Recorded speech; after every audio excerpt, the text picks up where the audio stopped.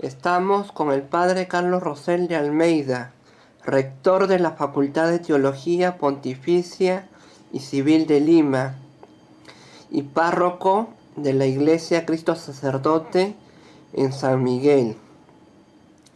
Padre, la Facultad de Teología Pontificia y Civil de Lima ha preparado una agenda con una serie de conferencias. ¿Qué sentido tiene preparar una serie de conferencias para el alumnado y el profesorado de la facultad, del recinto educativo académico? Porque no basta quedarse solamente con lo que se da en las clases formales, es importante también ampliar los contenidos y por eso a lo largo del año presentamos una serie de temas que no se ven necesariamente en los cursos obligatorios, como por ejemplo temas sobre la ideología del género, sobre la sexualidad, sobre lo que está pasando en nuestro país, porque la teología tiene que iluminar la situación concreta que vivimos. He visto en el volante, en el folleto, y sale un tema que es interesante y a la vez polémico. Trata sobre las memorias de terror que se vivieron durante la época de terrorismo con Abimael Guzmán. ¿Qué me podría decir y por qué lo han hecho en esta época, en esta temporada? Porque un país no puede olvidarse de aquellas situaciones dolorosas, no para fomentar la revancha y el rencor, sino porque es bueno purificar la memoria, pero al mismo tiempo tener memoria. Y la memoria nos habla de un grupo genocida, Sendero Luminoso, y otro grupo también, el MRTA, grupos terroristas. El terrorismo nunca debe ser admitido en una sociedad. La sociedad no debe admitir nunca el terror. Sendero Luminoso y el MRTA han sido grupos terroristas y han cometido asesinatos, han pisoteado la dignidad humana de nuestro querido Perú, y es bueno enseñarle a la juventud quiénes han sido, porque hoy en día los jóvenes no saben quién ha sido Abimael Guzmán, qué ha sido el Sendero Luminoso, qué ha significado la MRTA.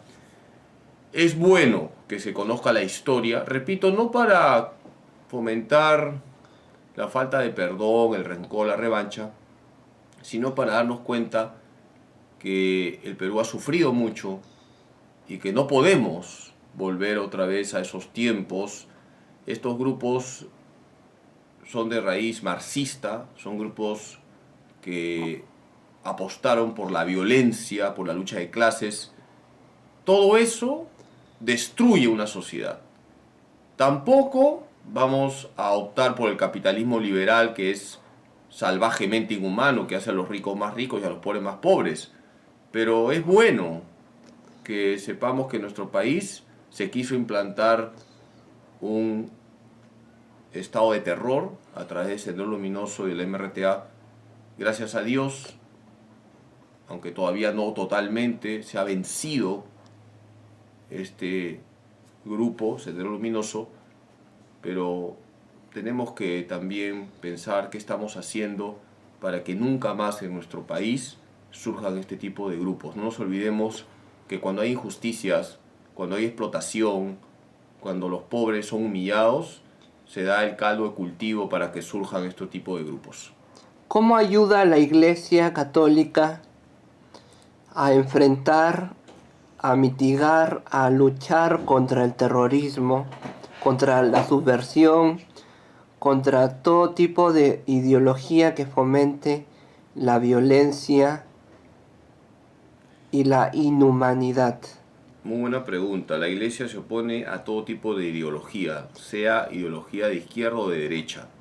La Iglesia rechaza toda ideología porque las ideologías son ataques frontales a la dignidad de la persona humana. La ideología marxista, la ideología capitalista, la ideología del género, todo eso genera una sociedad donde se pisotea el valor de la persona humana.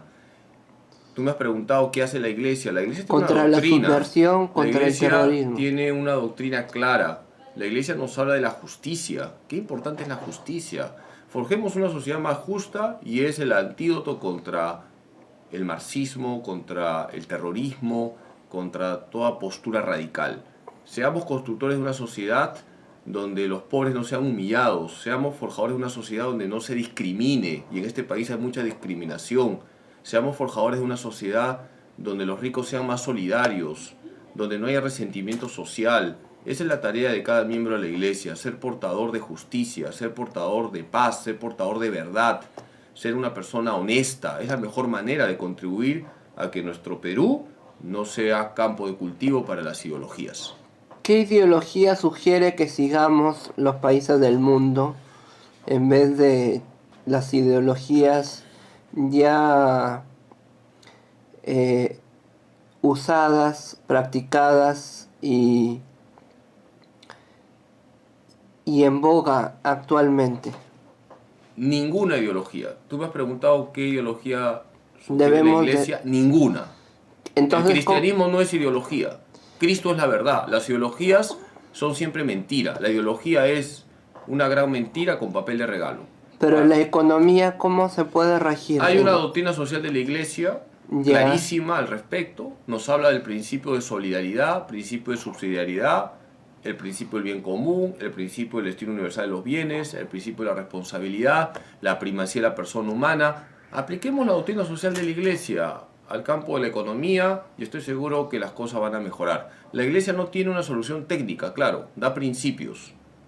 Por eso, y con eso termino, yo hago un llamado a todos los peruanos para que cada uno desde su posición, cada uno desde su propia vocación, forje un ambiente donde haya justicia, donde haya honestidad, donde haya caridad. Muchas gracias. En nombre del Padre, el Hijo y el Espíritu Santo. Gracias, Padre. Que Dios lo bendiga.